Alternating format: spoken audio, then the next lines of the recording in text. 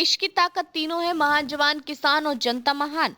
FIR से नहीं डरूंगा, किसानों के लिए आखिरी दम तक लड़ूंगा। भाजपा के हमले पर राहुल गांधी का पलटवार।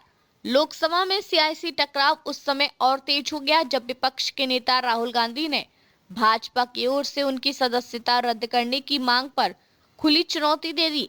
उन्होंने स्पष्ट कहा कि एफआईआर, आपराधिक मुकदमे या विशेषाधिकार प्रस्ताव जैसे किसी भी कदम से वह डरने वाले नहीं हैं और किसानों के अधिकारों की लड़ाई जारी रखेंगे।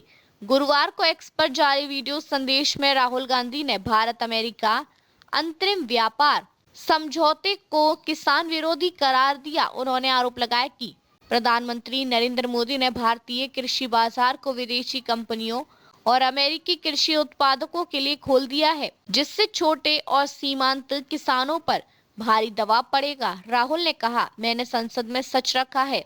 अगर सरकार को सच से दिक्कत है तो वे एफआईआर दर्ज कराएं, कैसे चलाएं या विशेषाधिकार प्रस्ताव लाएं, केस चलाएं या विशेषाधिकार प्रस्ताव लाएं, मैं पीछे नहीं हटूंगा। उन्होंने दावा किया कि भारी सब्सिडी और अत्याधुनिक मशीनों के सहारे बड़े पैमाने पर खेती करने वाले अमेरिकी किसान भारतीय किसानों को प्रतिस्पर्धा में पछाड़ देंगे। विशेष रूप से मक्का, सोयाबीन, कपास और फल उत्पादक किसानों को सीधा नुकसान होगा। राहुल ने यह भी कहा कि इससे देश की खाद्य सुरक्षा और न्यूनतम समर्थन मूल्य व्यवस्था पर दबाव बढ़ेगा।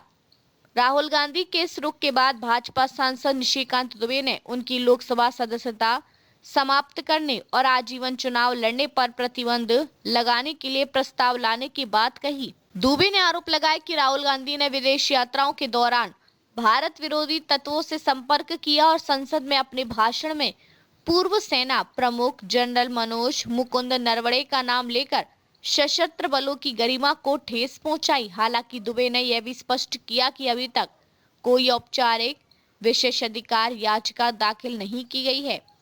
केंद्रीय संसदीय कार्य मंत्री किरण रिजिजू ने पहले संकेत दिए थे कि सरकार सदन को कथित रूप से गुमराह करने के आरोप में राहुल गांधी के खिलाफ विशेषाधिकार प्रस्ताव ला सकती है, लेकिन बाद में सूत्रों के हवाले से खबर आई कि सरकार फिलहाल इस कदम पर आगे बढ़ने के मूड में नहीं है।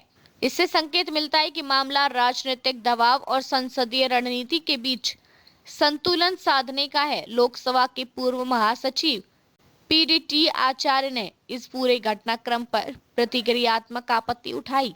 उनके अनुसार किसी भी प्रस्ताव को वैध बनाने के लिए संबंधित संसदीय नियम का स्पष्ट उल्लेख जरूरी होता है। उन्होंने स्पष्ट किया, संसद के पास किसी सदस्य को निष्कासित करने का अधिकार है, लेकिन अयोग्यता घोषित करने का अधिकार केवल दल बदल विरोधी कानून या लोक प्रतिनिधित्व अधिनियम के तहत ही संभव है। यह विवाद केवल संसदीय प्रक्रिया तक सीमित नहीं है, बल्कि इसके राजनीतिक निहितार्थ भी गहरे हैं। राहुल गांधी इसे किसान बनाम कॉर्पोरेट की लड़ाई के रूप में पेश कर रहे हैं। भाजपा इसे राष्ट्रीय सुरक्षा और संसद की गरिमा से जोड़ रही है। विशेषज्ञ मानते हैं कि आगामी चुनावी परिदृश्य को देखते हुए दोनों पक्ष अपने अपने राजनीतिक आधार को मजबूत करने की रणनीति पर काम कर रहे हैं। फिलहाल मामला संसदीय प्रक्रिया और राजनीतिक बयानबाजी के बीच फंसा हुआ है। राहुल गांधी ने साफ कर दिया कि वे किसी भी दबाव में झुकने वाले नहीं हैं, जबकि भाजपा उनके बयानों को लेकर सख्त रुख अपनाए हुए है। अब सबकी नजरें इस बात पर हैं कि क्या वास्तव में कोई विशेषाधिकार प्रस्ताव आता है या यह सियासी बयानबाजी तक ही सीमित रहता है।